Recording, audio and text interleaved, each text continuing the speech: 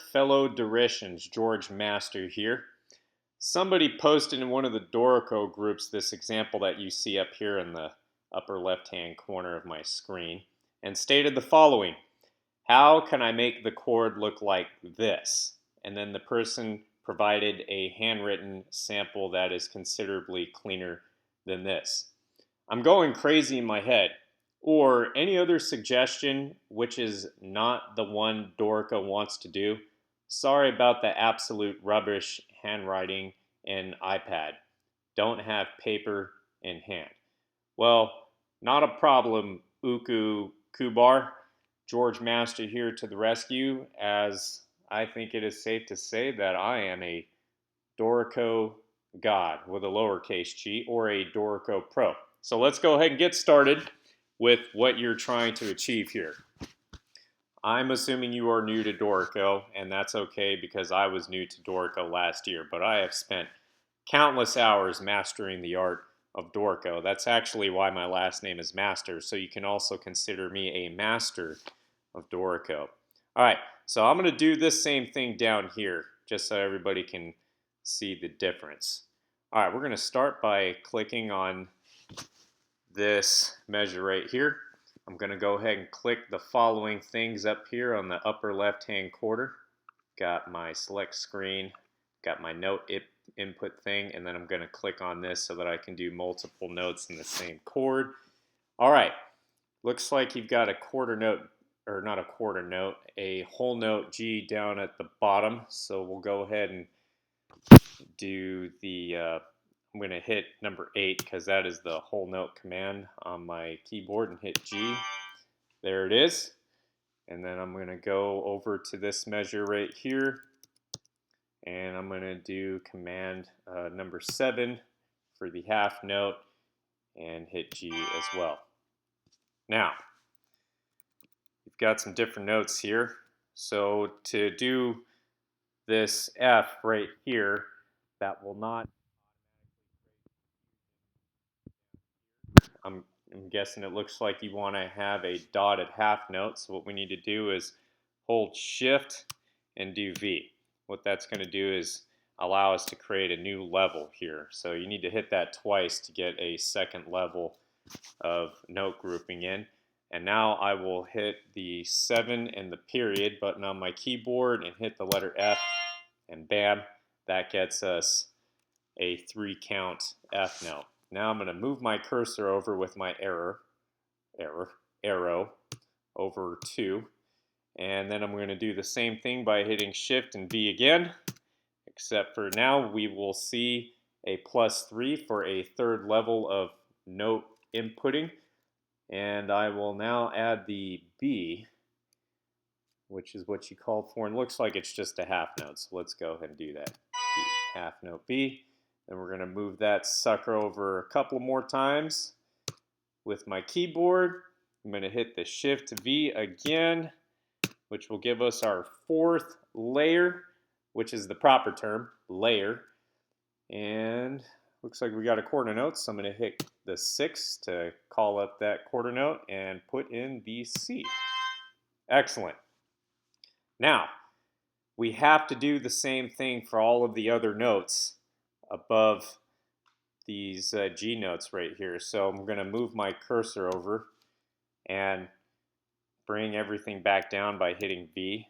So now I'm on layer 1, but the F note is on layer 2. So I have to do V, get layer 2 out, and making sure that the number 7 for the half note is engaged, and bam, we have our F. Now, we have a bit of a problem here because you see it's separated. So what I did was wrong. So I'm going to do Command Z to undo that. Go back to my first layer. Let's see here.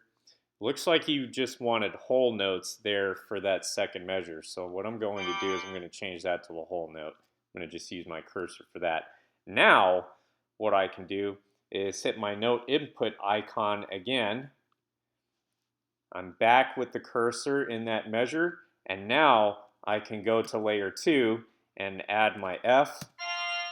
I'm going to hit V, Now I'm on layer 3. I'm going to hit the B.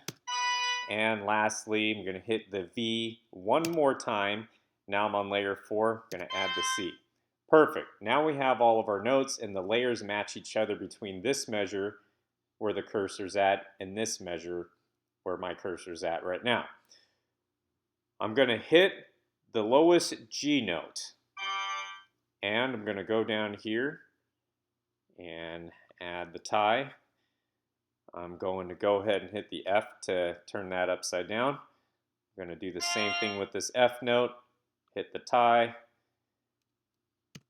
Put that upside down by hitting F. I'm going to hit the B note. Same thing. Hit the F to turn that upside down. And lastly, I'm going to hit the C and do a tie there. Excellent. Now, we have these rests right here, and I don't really like rests unless they're absolutely necessary. In this case, I don't see rests as being necessary, plus you didn't add any rests in on your sample here. So I'm going to just put a box around there and go to my edit button and remove the rests. Okay, now you see an added note was put in that I don't want. So now I have to do Command Shift N. Keep in mind I'm doing this on a MacBook Pro. I'm going to go down to note grouping. I'm going to do everything notate as a single note, hit the apply, close that, and now everything is back to normal. Now up here between the B and the other B, we have a little bit of an issue. As you can see, this tie kind of bunches up against this F note here, and we want that to look a little bit cleaner than what it's looking like right now. So I'm going to go to the engrave mode, and I'm going to zoom in right here. I'm going to click on the tie alone. I'm going to take the cursor and go to the box that's directly below the B and click on that. Now I'm going to hold the Alt or Option button, and while holding that down, I'm going to hit my arrow button, move that bad boy up just a smidge. Then I'll move it over to the left one. And then to make things look a little pretty and even, I'm going to move this sucker over to the right by holding down on the Alt or Option button, pressing the right arrow button 3 times, and then going up 2. Alrighty.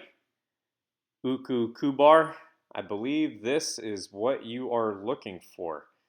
Nobody else provided a video sample, so I went ahead and did one myself.